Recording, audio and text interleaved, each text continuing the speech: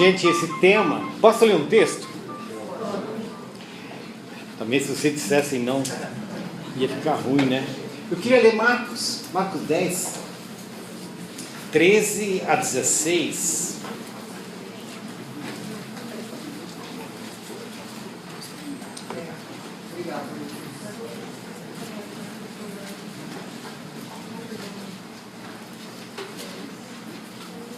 Marcos 10, 13 a 16.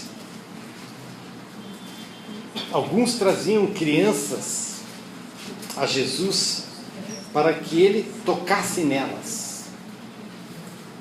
Mas os discípulos os repreendiam. Quando Jesus viu isso, ficou indignado. Ele lhes disse: deixem vir a mim as crianças, não as impeçam, pois o reino de Deus pertence aos que são semelhantes a elas. Digo-lhes a verdade: quem não receber o reino de Deus como uma criança, nunca entrará nele. Em seguida, tomou as crianças nos braços, impôs-lhes as mãos e as abençoou.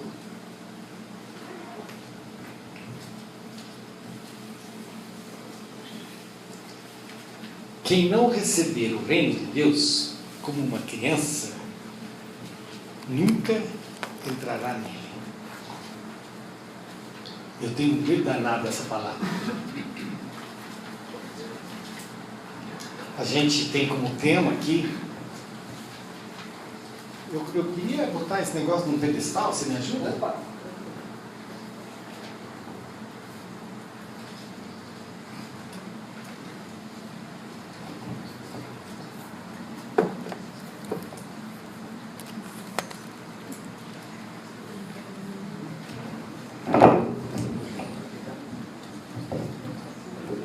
Se eu lembrar ainda como funciona isso aqui. Como é que é? Se eu lembrar ainda como funciona um pedestal.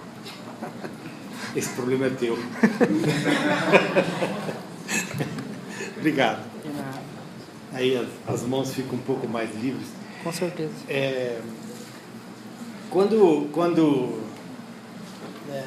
Você pode vir aqui e o tema ser trabalhado, eu fiz essa sugestão fazendo teologia de olho na criança. E eu tentei explicar para a Cileda, que é a minha esposa, por que eu fiz essa opção, por que eu dei esse tema. E eu disse para ela que uma das razões pelas quais eu sugeri esse tema é por um ato de teimosia, para ver se eu pensava um pouco nele. Fazendo teologia de olho na criança, como eu vou fazer alusão mais tarde, tem um pouco de relação com esse livreco aqui, que eu escrevi há um tempo atrás, que diz fazendo teologia de olho na Maria. E eu estou com uma coceira de escrever um outro, que fala fazendo teologia de olho na criança. E eu estou falando numa casa de teólogos, né, uma casa de profeta, e alguns de vocês estão chegando, alguns de vocês estão entrando no 4º ano, certo? Então, é um grupo muito diverso de gente. Alguns de vocês estão querendo sair daqui, né? E quem sabe ainda tentando entender o que é esse negócio de teologia. Alguns de vocês estão entrando pensando que sabem tudo o que é teologia e vão perceber que vocês sabem muito pouco, eu espero. No livro do Rubem Alves, que chama A Teologia como Jogo, Rubem Alves ele simula um diálogo com o seguinte roteiro. Ele diz: minha profissão. E o diálogo se dá entre duas pessoas que estão viajando juntas, uma sentada ao lado da outra, e a pergunta vem: na minha profissão? Bem, eu sou teólogo. Não, o senhor não me ouviu bem, não sou geólogo. Teólogo, isso mesmo. Não é preciso dissimular o espanto, porque eu mesmo me espanto com frequência. Nem é preciso esconder o sorriso, eu o entendo. Tampouco é necessário pedir desculpas. sei que sua intenção foi boa. Perguntou sobre minha profissão apenas para encetar uma conversa. A viagem é longa. É fácil falar sobre profissões. Tudo teria ido bem se minha profissão fosse uma das que todo mundo conhece. Se eu tivesse dito dentista, médico, mecânico, agente funerário, estaríamos já no meio de uma conversa animada. Da profissão, passaríamos a crise econômica. Desta, saltaríamos para a política. E o mundo seria nosso. Rubem Alves. É verdade. A palavra, sou teólogo, não é uma palavra de fácil compreensão. Geólogo é melhor. É verdade também que em vários universos, ser teólogo virou profissão. E fazer teologia se tornou um exercício. Eu vou mudar isso aqui, que essa folha... Não precisa tirar o vento não, por favor. Só mudar a posição da folha.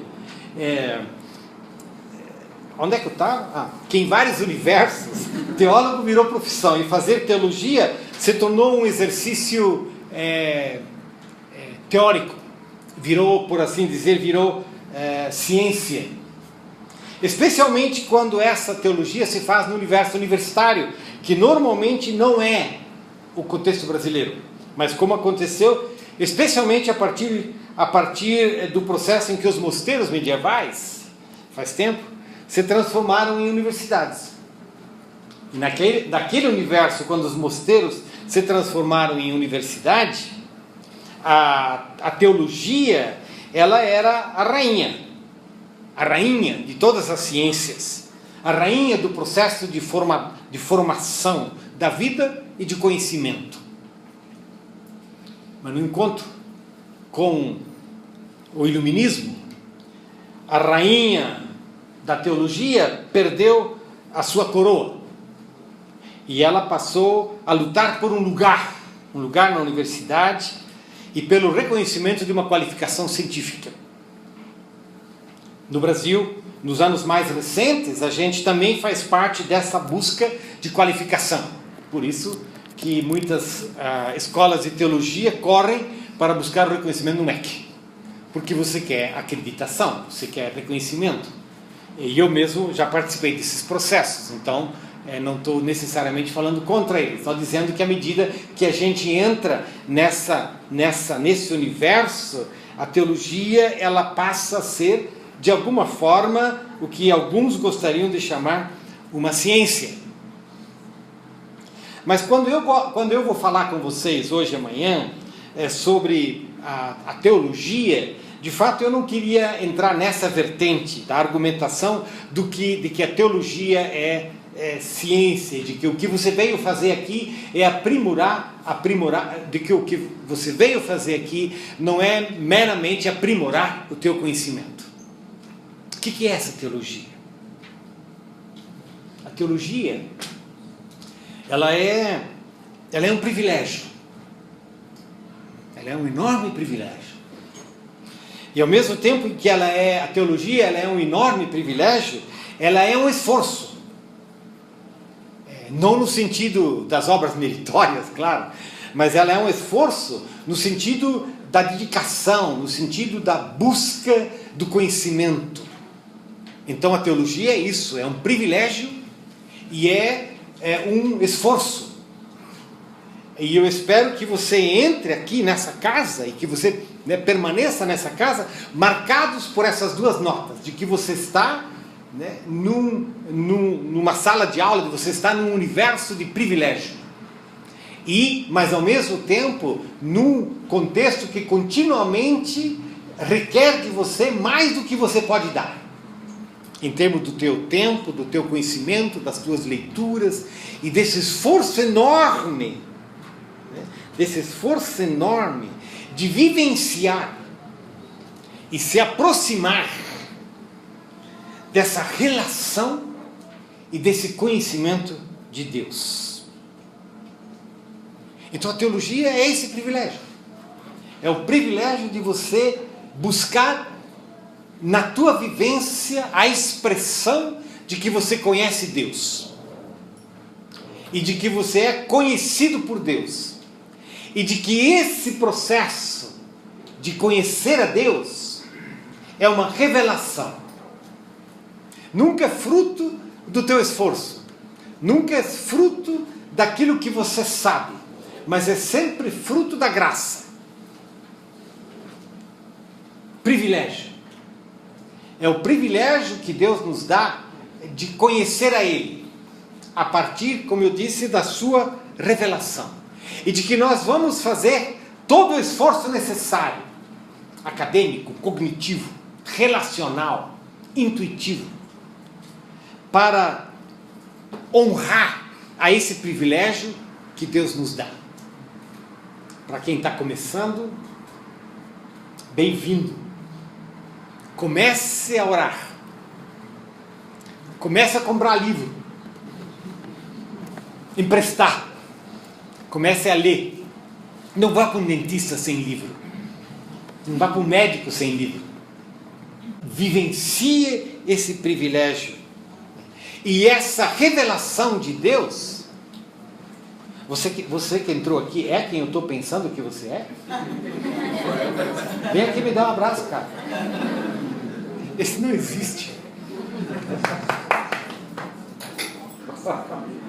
Graças a Deus. Estamos vivos, né?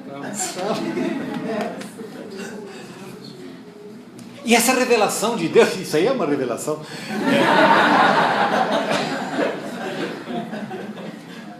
Essa revelação de Deus, ela sempre tem a iniciativa, claro, da parte de Deus.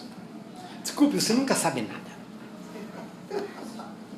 Você só sabe aquilo que Deus te dá a conhecer. Certo? Então, gente, você mete a besta não. Porque no momento em que você já não fala daquilo que Deus te deu, cala a boca. Porque você está falando heresia. E heresia não falta. Nem ontem, nem hoje. Daí que a importância no estudo da teologia é o encontro com a revelação. E dentro da tradição reformada, nós dizemos que essa revelação, ela acontece no encontro com as Escrituras. No encontro com as Escrituras, porque as Escrituras, elas são a expressão suficiente, e olhe bem essa palavra, suficiente, da revelação de Deus. Eu não disse única, porque Deus se revela como Ele quiser. E de jeitos, às vezes, que a gente até diria são estranhos. E graças a Deus por isso. Mas a revelação suficiente de Deus, ela se dá nas Escrituras. Por isso, o encontro maior do teólogo é esse encontro com as Escrituras. Como elas estão expressas nesse cano. Mas à medida em que esse encontro se dá com as Escrituras, ele se dá também com a história da igreja. Ele se dá também com aquilo que a gente podia chamar as expressões confessionais e as vivências testemunhais da nuvem de testemunhas. Então, veja, você não é o primeiro que vai ler as Escrituras. Nem o pastor da sua igreja. Certo? Não é. Você faz parte de uma nuvem de testemunhas. De homens e de mulheres que em diferentes lugares, em diferentes contextos, ontem e hoje, já foram visitados por essa revelação de Deus expressa nas Escrituras. E você, nesse esforço da teologia, quer entrar em contato, quer beliscar, quer conhecer, quer saber o máximo possível daquilo que já foi expresso na história da igreja.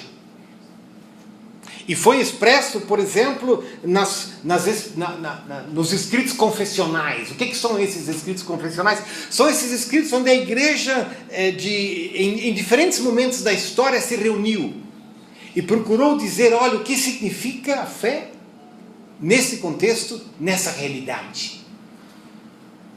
Então, o estudo da teologia, ele privilegia o encontro com as Escrituras. Mas esse encontro com as Escrituras, ele sempre acontece cercado por essa nuvem de testemunhas, de homens e de mulheres que em diferentes lugares e épocas, como eu disse, disseram sim, eu quero. Algumas vezes a gente vai lá longe. Minha esposa e eu agora estamos lendo juntos, né? Eu não acredito que eu estou fazendo isso, lendo juntos assim, quietinho, bonitinho, sentado com ela, as Confissões de Agostinho, século IV, lá longe. Eu estou lendo aquele negócio e digo, caramba, o cara sabia. E ele fala nas Confissões de Agostinho, ele está falando da sua vida, ele está falando da sua história, ele está falando das coisas, dos caminhos pelos quais ele andava, das coisas que ele não compreendia, dos pecados dos quais ele vivia, do contexto, e sempre de novo, né, expressando uma oração que fala do Deus que nunca o largou, e nem a mãe dele que deixou de orar por ele, a Mônica.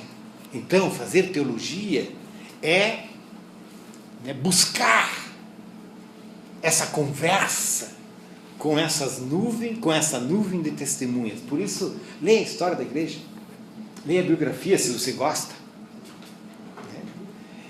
Ano de reforma, eu acabei de comprar uma biografia de Lutero, que eu não conhecia, porque eu queria, acho que já li uma vez um troço desse, vou ler de novo, outro autor, olha de novo. Então, você está convidado para dentro desse encontro, de novo, com as Escrituras, e com essas Escrituras que já foram vivenciadas no decorrer da história. Nós somos uma igreja com uma amnésia histórica muito grande, né?